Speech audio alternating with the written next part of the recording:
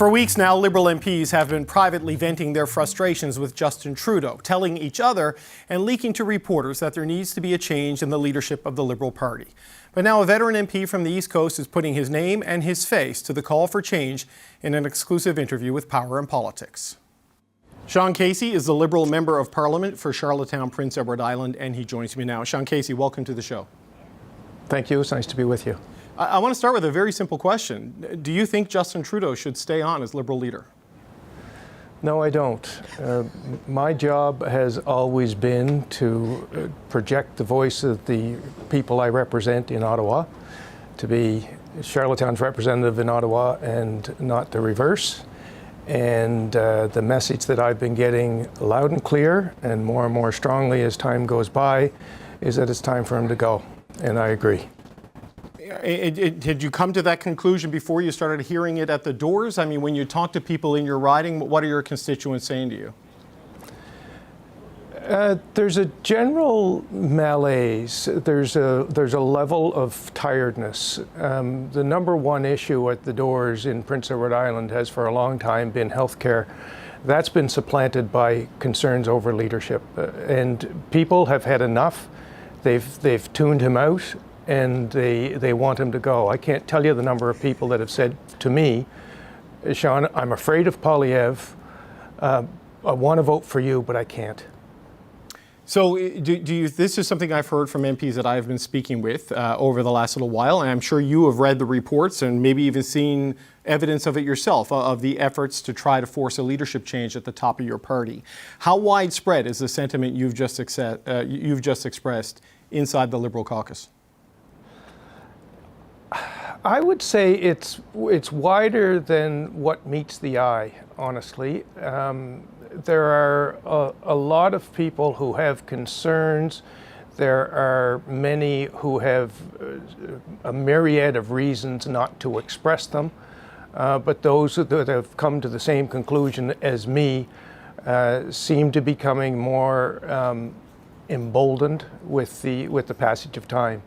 I think that to a person, it's for the same reason as me, is because everywhere they go in their riding, that's what they're getting. Do you know about these efforts to get people to sign on to a pledge or to draft a letter to bring to the Prime Minister to ask him to resign? Only secondhand, and really not much more than what has been reported in the media. I am aware that there have been meetings. I know of some of the people who have been at the meetings. I am not one of them. I have not seen a pledge. I've heard about a pledge. And all of that is public information at this point. So I'm not much wiser than you on anything, David, including this. Okay, because my information and my other colleagues is that maybe a couple of dozen people have either signed on or pledged to sign on. The hope is the number could grow. We saw reporting from my colleague Althea Raj in the Toronto Star that it's 30 to 40 people, MPs who maybe are part of it. Does that align with what you're seeing and hearing when you talk to people in your caucus, or does that seem way too high? That seems plausible, but I don't have anything to base it on. I can tell you that I have not talked to or don't know of 30 or 40 people. I talked to one person that was at one of the meetings that told me there were 20 plus people there. There's probably been a dozen that I've talked to that would align with that. So the number is probably higher than a dozen and possibly higher than 20. Okay, so 20 plus people at a single meeting to talk about trying to remove Justin Trudeau as Liberal leader. This is 20 plus Liberal MPs. I want to make sure I'm clear on what you're saying there. That's what I've heard. I wasn't there. Okay. You're running again, right? That's your plan as of right now, Sean Casey. Will you run again if Justin Trudeau is still the leader? If he signs my nomination papers, I think this interview may have an impact on that. Okay, so whether he stays or goes doesn't determine whether you stay or go, but do you think you risk repercussion by having this conversation today? I honestly doubt it. And whether he stays or goes, yes, I am running again. I have an obligation to the people of Charlottetown to keep Pierre Poilievre out of the Prime Minister's chair in any way, shape, or form. I think I'm the best bet to be able to do that. I hope my constituents feel the same way. Good luck, and buddy. Whether Justin Trudeau is a leader or not, If I have completed all of the prerequisites to be able to run. I've done the 3,500 doors. I've got 65% of the spending limit in the bank account. I've got all the required monthly donors. So I'm good to go, and I'm girding for the fight. This is a fight worth fighting, regardless of whether or not we have Justin Trudeau leading the party. But Justin Trudeau's argument, and the people close to him, is that he's the best option to stop Pierre Poilievre. You say, based on what you're hearing in Charlottetown, that that is not true. So if not Justin Trudeau, who should lead the Liberal Party? Are you advocating for a particular candidate or just a leadership change? I'm advocating for a leadership change, not for a particular candidate. I think that there are several very qualified people who would inspire the country. Any one of a handful of names that we frequently hear. And unfortunately, people have tuned Justin Trudeau out.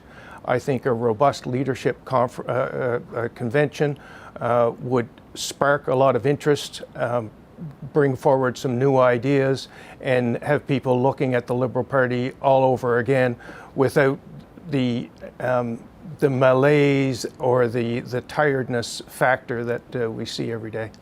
There has been an argument I've heard from MPs, we're both East Coasters, I've heard it from that part of the country, that they believe the ceiling of accessible voters goes way up if there is a leadership change, and there's a potentially broader pool of the electorate open to you. I'm told this is something that has been discussed pretty widely in Atlantic Caucus. Is that something you and your colleagues are talking about? That's something that I've heard, and I think that's something that everyone is talking about, quite frankly. If Justin Trudeau was to leave, there would be risk. If there was a divisive leadership contest, there would be risk. But the upside of having a new leader is significantly higher than if he stays, in my view. What does it say, Mr. Casey, that 20 plus people from inside your caucus are having meetings to talk about the need for a leadership change? I mean, what does that say where you are right now as a party? Because that suggests a pretty high level of anxiety inside that caucus. Yeah, he's got to go. You're exactly right. There's a high level of anxiety, and there are members of caucus that every single day are hearing it in their communities, and they've come together. I mean, that's what we do. We are constantly comparing notes and determining how best to advance the interests of our constituents. So I can hear the pushback now. You're an MP who's been around a while. You're not in cabinet. There's sour grapes motivating this. You know this is going to come from certain circles. I mean, what do you say to what is likely to be the pushback here? Because since news of these letters and these efforts started circulating on Friday, that's kind of been a bit of the pushback, that it's the people who never got what they wanted when the Liberals formed government. This is not about me. This is about the people that I've been elected to represent.